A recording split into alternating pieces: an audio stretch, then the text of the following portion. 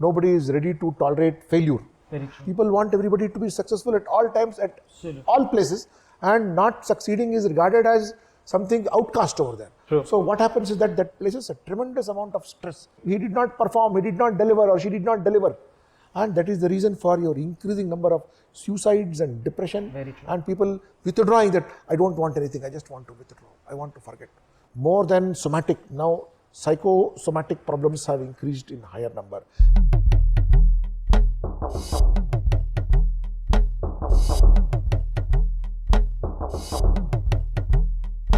Good morning, ladies and gentlemen. Like we assured, as part of our Addiction is an Illness series, we missed Mr. Bhaskar Rao.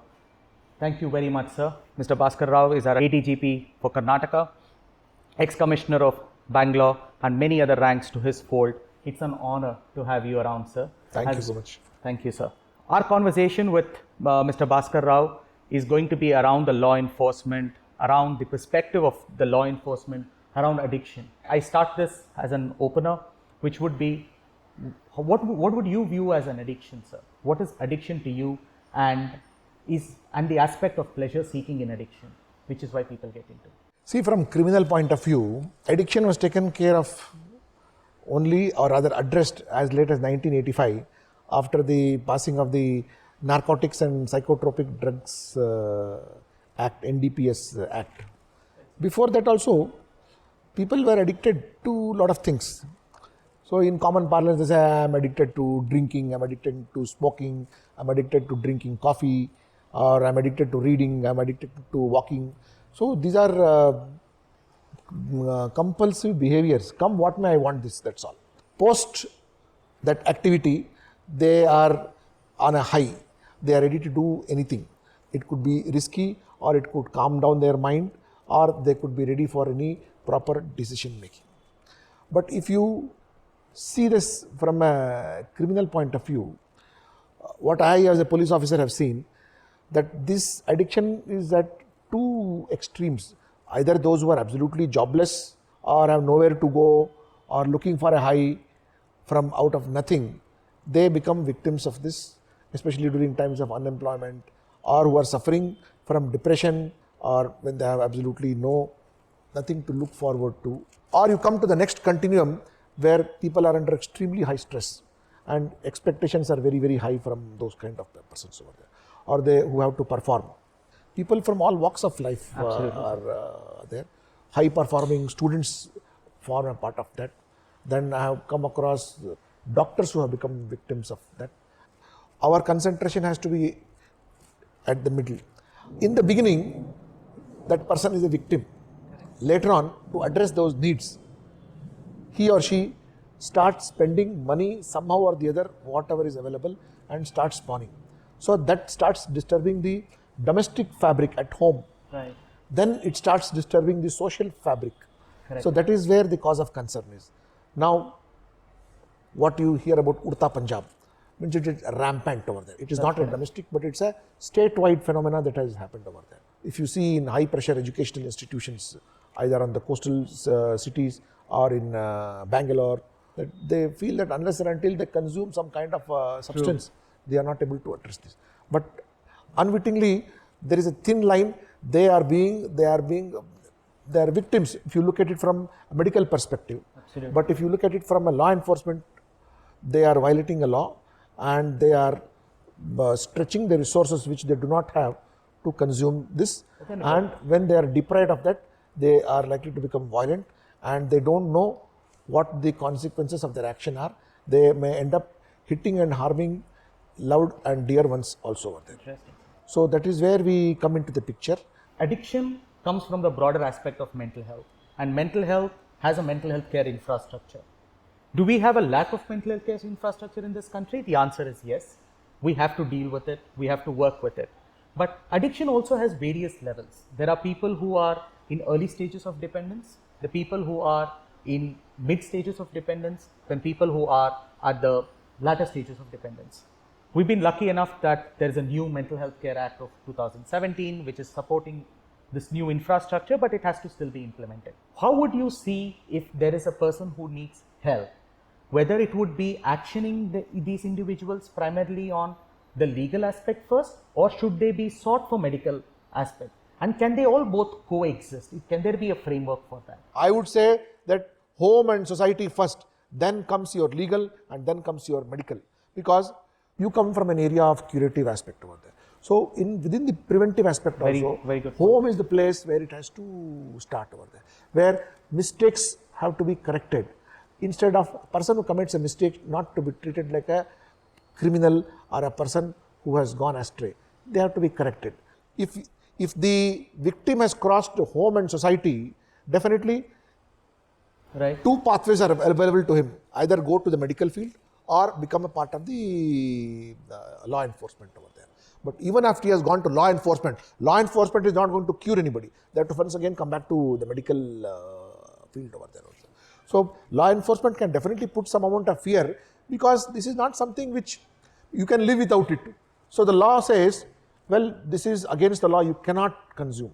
Right. So to come back to normalcy, they need the medical support over there. So it can't be contradictory, it has to be complementary to come around over there.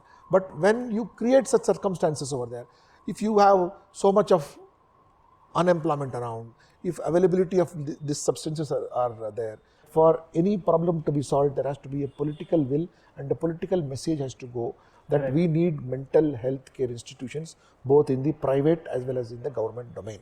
When we look at these kind of problems, we look out only to leadership over there. If the leadership is very opaque or silent, there is very less we can do. The leadership is like the soul, we are body. The body has a very limited capability and it gets fatigued, but it is the soul that has to keep nurturing the body on this. So the leadership has to be very sensitive on this aspect. Once the leadership is sensitive and sends the correct messages over there, mental health infrastructure will come into place, enforcement will come into place, medical professionals will increase in number, and when you are acknowledging a problem, the people in general also feel True. comfortable that, well, I have got a support structure everywhere, so I should avail of this. So when you don't have any support structure, you feel isolated about the entire thing. Merely addressing it as a medical problem from where you come from, and then solving from my point of view as a law enforcement agency, I treat him as a criminal over there and I book cases over there, is only in attempting to solve the solution from one point. As regards mental health is concerned, we are living in denial. We are living in complete denial. We think that it is not at all a medical problem. Correct. And especially in this millennium, post 2000, mental health has become a very severe problem. When the country is lacking in infrastructure to address somatic problems itself, Right. mental health related problems are yet to be addressed. When the hospital in Bangalore was earlier located in the city center and shifted here, people used to be very pejorative. They used to make fun and ridicule. But you never know, anybody can become a victim. Today, I make fun of them, tomorrow I may myself become a victim of this. This could be, this has to be treated like any other disease.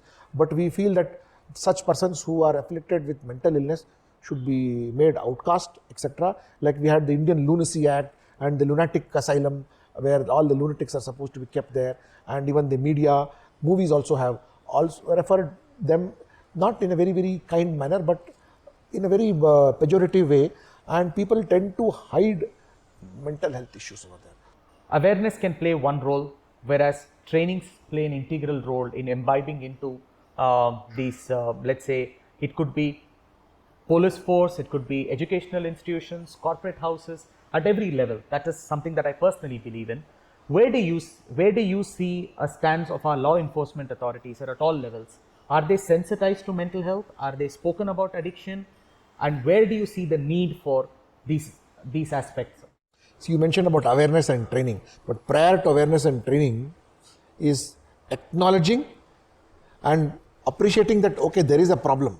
Absolutely right. If you don't acknowledge and appreciate that you have a problem, what kind of awareness or what kind of training you are going to give? Very true. We are still not reached the level of awareness at all over there. It's only scattered efforts that is going on over there.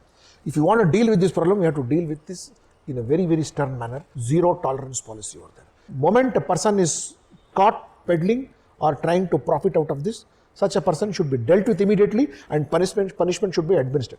Not he's arrested, then he comes out on bail, then a trial starts, and then the evidence is half-baked after 3-4 years. And we, by nature, we are pardoning, okay, aitapa, we are done with the whole thing, let us now to hell with the whole thing. And it has to be very, very quick.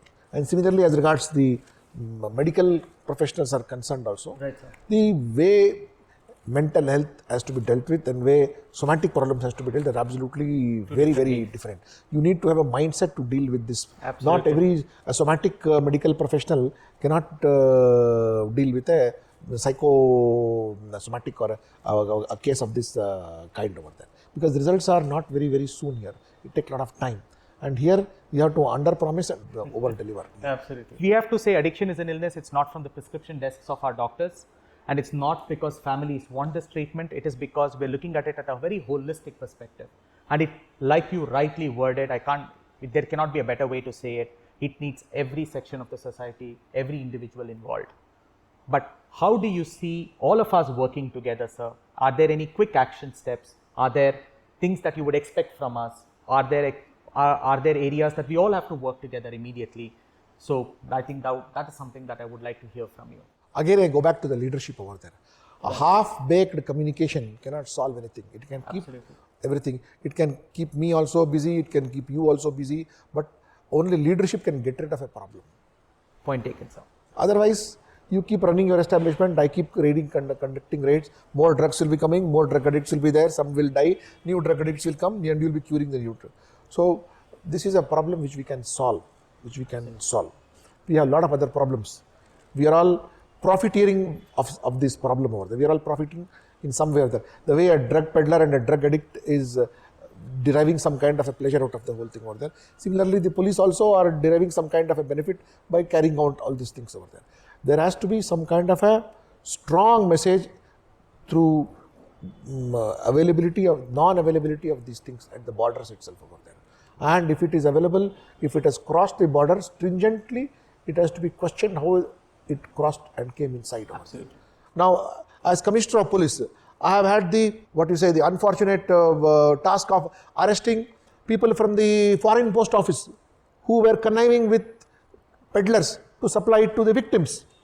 In number of places, those people who are guarding the borders, physically as well as financially, are in connivance with the peddlers for a huge amount of, for a huge consideration over there.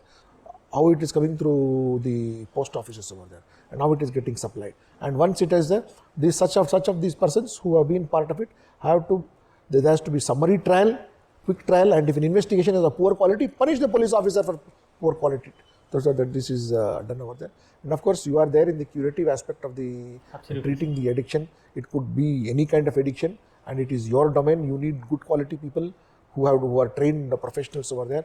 Merely physically being knowledgeable about your subject is not being enough. You have to be very compassionate also. Absolutely. Sometimes compassion makes up for lack of knowledge also over there. But extreme amount of knowledge becomes dangerous if there is no compassion also there. Absolutely, sir. Thank you very much, sir. Thank you very much. Thanks for being part of this conversation. Though we missed you directly in the panel, it's been lovely to have this conversation, and we'll carry these as answers to various questions that we had in our panel. Thank you again, sir. Thank you for your time. Thank you all.